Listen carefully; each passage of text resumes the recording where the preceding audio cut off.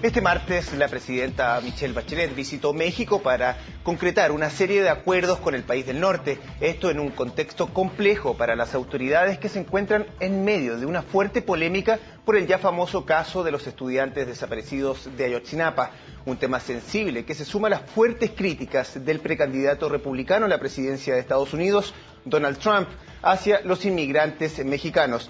Para comentar este y otros temas de la actualidad en México es que nos encontramos con Otto Granados, él es embajador de México en Chile. Muchas gracias por acompañarnos aquí en CNN. Hola Pablo, me da mucho gusto estar con ustedes. Entonces, partamos con la visita de la presidenta Michelle Bachelet a su país. ¿Cómo evalúa y qué nivel de acuerdos se llegaron? Fue una visita muy exitosa en tres sentidos, Pablo. El primero de ellos es que nos permite relanzar una relación que tiene 25 años, justamente se cumple en este 2015, de haber sido reanudadas diplomáticamente. Para nosotros la visita, entonces, en primer lugar, arroja un saldo muy positivo porque nos tenemos que imaginar, tenemos que diseñar lo que queremos que sea la relación México-Chile en los próximos 25 años, en un mundo que desde el punto de vista geopolítico, financiero, tecnológico, ha cambiado de manera diametral respecto de hace 25 años. En segundo lugar, porque nos permitió alcanzar, prácticamente duplicamos el cuerpo normativo de acuerdos, convenios que tenemos ambos países firmados, y nos permitió duplicarlos, pero ahora en áreas que son realmente innovadoras.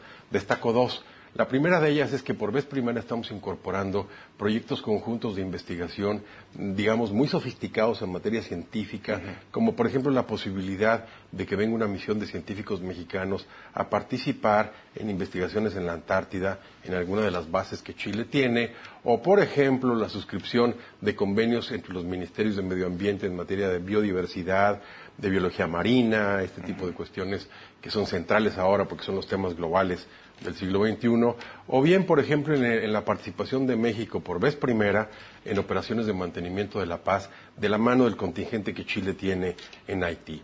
Ese es en segundo lugar. Y en tercer lugar, la visita además tuvo un componente económico y comercial muy potente.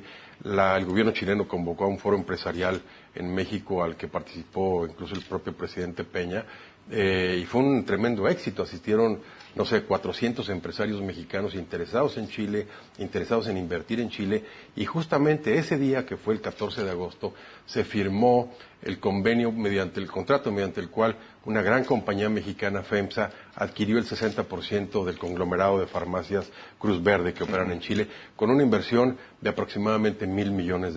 Entonces, si nosotros redondeamos en estos tres componentes la visita, yo no dudaría en calificarla de un tremendo éxito, y diría que hay elementos incluso históricos en nuestra relación que fueron alcanzados en el marco de la visita. En turismo también, en esa área podríamos... Claro, se firmó también un convenio en materia de turismo en donde pensamos nosotros que México podría cooperar con Chile en compartir las prácticas que México ha adquirido en esta materia. Hay que tomar en consideración, Pablo, que México es probablemente uno de los 10 países que más turistas recibe en el mundo. El año pasado recibimos 30 millones, en el año 2000 recibíamos 20. Entonces hemos desarrollado una expertise que por supuesto estamos en la más amplia disposición de compartir con Chile, y ese es parte del acuerdo que se firmó también en materia de cooperación turística, además de que podamos tener más mexicanos que vengan a Chile.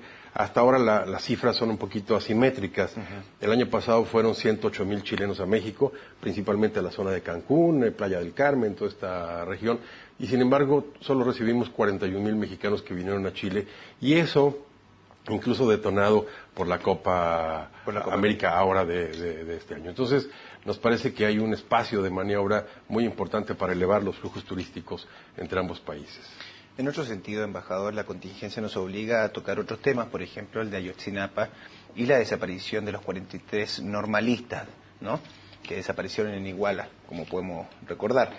¿En qué estado se encuentra la investigación? Fuera de cámara comentábamos de que, por una parte, la investigación que se llevaba a cabo en Austria a los restos que fueron encontrados calcinados en una fosa clandestina, sí arrojaron de que uno de esos restos correspondía a un estudiante de los desaparecidos. Sin embargo, los padres, como vemos en pantalla aquí atrás nuestro, ya podemos ver de que los padres siguen exigiendo que se les devuelva con vida.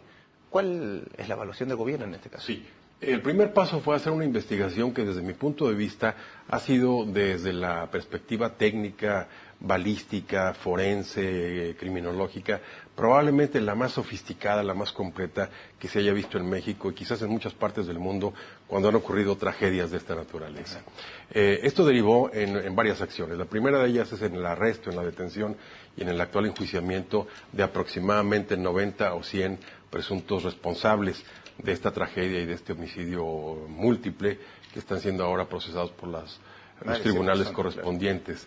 Y en segundo lugar, con la finalidad precisamente de que los padres de familia y la opinión pública nacional e internacional tengan una plena confianza y credibilidad en esta investigación, México pidió asistencia técnica a la Comisión Interamericana de Derechos Humanos, la cual formó un grupo interdisciplinario del que, por cierto, forma parte un abogado chileno, Francisco Cox, que está actualmente haciendo un trabajo muy exhaustivo, de manera tal que pueda la Comisión aportar mayor asistencia justamente a las autoridades mexicanas, no solamente para la resolución final de este caso de acuerdo con el proceso judicial, sino también para extraer lecciones importantes sobre hechos de este tipo y que no se vuelvan a repetir. Fue una conferencia bastante crítica, por lo demás, ahí apuntan directamente a que haría falta un mayor acceso por parte de esta comisión investigadora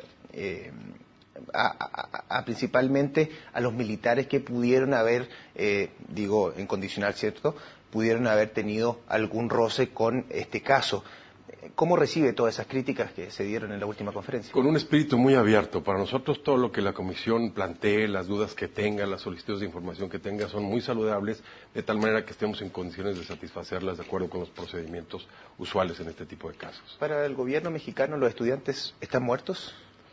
La verdad técnica, digamos, que ofreció la Fiscalía General de la República en su momento es justamente esa. Pasando a otro tema, además de los estudiantes de Ayotzinapa, hay otro tema que también está en la palestra, que está en la pauta noticiosa y que tiene que ver con el precandidato republicano a la presidencia de Estados Unidos, Donald Trump. Él ha sido bastante duro, no solo en ámbitos comerciales, con algunas empresas. Hace muy poco dijo de que Oreo no iba a comer más galleta Oreo porque decidieron llevar una fábrica que estaba en Estados Unidos, llevarla a México. Así, siguiendo, ha tenido una serie de encontrones con periodistas. La última fue con Jorge Ramos, ¿no? Periodista colega de Univisión.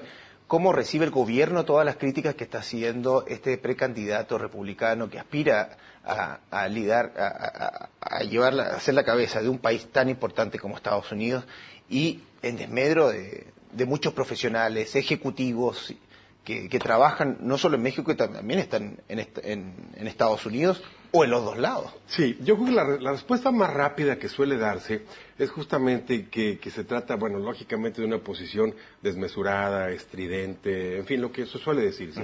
Pero no me gustaría detenerme en esa parte que es la más superficial. Yo creo que tenemos que adentrarnos en dos aspectos adicionales. El primero de ellos, y tenemos que tomar en serio un poco el hecho, es que en las primarias o en las encuestas del Partido Republicano el señor va, digamos, sigue liderando arriba, ¿no? Ese es un dato muy importante. Y en segundo lugar, las encuestas de la semana pasada en Estados Unidos nos muestran que la distancia entre este precandidato republicano y la principal precandidata del Partido Demócrata se va relativamente acortando a 6 u 8 puntos aproximadamente. ¿Qué quiere decir esto? Quiere decir que hay un sector del electorado que está comprando ese discurso, por más estridente, por más desmesurado que nos pueda parecer, y por lo tanto tenemos que tomarlo con seriedad en términos del análisis. Pero el segundo hecho, Pablo, es que es muy importante que podamos discutir las ideas o las afirmaciones, por más estentorias que sean. Y a mí me gustaría detenerme, si me lo permite, medio segundo en este tema. La relación bilateral México-Estados Unidos es una relación histórica sumamente estrecha, de una enorme integración en todos los sentidos. Cuando Trump dice, por ejemplo, el tema respecto de la migración, yo creo que desconoce el hecho de que en este momento hay en Estados Unidos 12 millones de mexicanos, más otros 20 millones de segunda o tercera generación. ¿Qué quiere decir? Que hay una población que es 2 veces el tamaño total de Chile de mexicanos de primera, segunda o tercera generación viviendo en Estados Unidos, que son agentes económicos, que son trabajadores, que son ejecutivos, que son consumidores, y esa es una realidad en el mundo laboral y en el mundo económico, y ya incluso en el mundo social, cultural y político de los Estados Unidos. No olvidemos que algunas de las personalidades ahora emergentes en la política norteamericana son de origen hispano, no solamente mexicanos, sino hispanos. Bob Menéndez, Julián Castro, el alcalde de San Antonio, Rubio, Marco Rubio, etcétera, etcétera. Ese es un elemento importante y por lo tanto la idea esta, un poco atropellada, de plantearnos que esa situación se va a revertir inmediatamente, yo creo que simplemente no es viable y no corresponde a la realidad. El segundo elemento que no hay que desconocer es que los niveles de integración económica entre ambos países son tremendamente estrechos. México exporta todos los días 1.029 millones de dólares al mundo. De esos, prácticamente el 75% va a los Estados Unidos. Todos los días, Pablo, cruzan la frontera entre México y Estados Unidos todos los años 365 millones de personas. O sea, 1 millón de personas diariamente van o vienen en ambas direcciones. Por lo tanto, pensar que de la noche a la mañana simplemente esta situación, que es histórica, que es estructural, que es sumamente compleja, puede revertirse con ideas de esta naturaleza, pues simplemente me parece que no corresponde en ningún sentido a una realidad ni política, ni técnica, ni económica viable. Y respecto a sus mismas propuestas ya como candidato en campaña, él mismo dice, vamos a construir un muro y un muro que tiene que construir el gobierno mexicano. Bueno, yo creo que, como le digo, es un poco, más bien suena una broma, la verdad, si no tuviéramos estas encuestas que ahí lo están planteando. Pero en tercer lugar, déjeme agregar otro dato que es muy importante.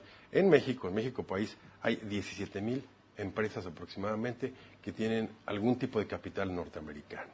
¿Qué quiero decir con esto? Lo que quiero decir es que una cosa es lo que se oye en campaña, como expresiones de esta naturaleza, y otra cosa es lo que la realidad pura y dura nos plantea de esta relación, que como le digo, es una relación, yo diría que única en el mundo. No hay ningún otro par de países que tengan un nivel de involucramiento, de integración de esta naturaleza. Dada esta coyuntura, entonces, ¿es que México ve con mejores ojos una candidatura quizás demócrata? Nosotros no opinamos sobre procesos políticos de otros países. Lo seguimos, por supuesto, con atención a ambos lados del espectro partidista y del espectro ideológico y estamos muy atentos a su evolución. Sería mucho más cómodo, de todas formas, y mucho más amigable han sido las propuestas del lado demócrata al republicano, ¿no? A ver, yo le diría lo siguiente. La relación es históricamente tan estrecha ya desde hace muchas décadas que es una relación que, por fortuna, en algunos momentos casi camina sola. Es decir, tenemos tal variedad de asuntos en la agenda bilateral, en materia de medio ambiente, en materia de migración, en materia de seguridad, en materia económica, hay tanta cooperación, pero en materia comercial, en materia educativa. Le hace muy mal a la percepción del mexicano, del ciudadano mexicano. Yo creo que en este caso lo está, digamos, pagando esa propia precandidatura. Las encuestas que yo acabo de ver esta misma semana nos muestran que del universo de votantes hispanos en Estados Unidos, probablemente el 55% reprueba este tipo de afirmación. ¿Es algo situacional? ¿Puede pasar? Es una buena pregunta que nos llevaría mucho más que este programa, Pablo, a analizarla, porque son fenómenos que están ocurriendo no solamente en Estados Unidos. O sea, da la impresión de que hay un nicho del electorado que es sensible a comprar un tipo de propuestas un poco descabelladas. Y no solamente lo vemos en este caso, lo vemos también en España, lo vemos en Inglaterra, lo hemos visto en América Latina en distintos momentos. De manera tal que habría que estudiarlo mucho más a fondo desde una perspectiva sociológica para que podamos entender que estamos en un momento, digamos, atípico en materia de preferencias electorales. Avanzando justamente en virtud del tiempo para tocar los distintos temas que también tocan la agenda noticiosa en México. ¿Cómo va el caso del Chapo Guzmán? ¿Cuáles son los últimos detalles? Como gobierno puede manejar una serie de antecedentes, ¿no? ¿Lo van a encontrar? ¿Dónde? Estamos absolutamente convencidos de que va a ser recapturado. Se ha organizado una arquitectura persecutoria muy compleja, muy sofisticada, con la cooperación de Interpol, con la cooperación de muchos países, particularmente de los Estados Unidos, y confiamos en que va a ser recapturado próximamente. ¿Las principales impresiones son de que sigue en el país? No quisiera especular al respecto. Lo que estamos muy confiados, como le digo, es que habrá un resultado positivo en este desafortunado episodio. Y como última pregunta, ¿hubo un mea culpa por parte del gobierno después de su segunda fuga? Evidentemente es algo que no debió haber ocurrido.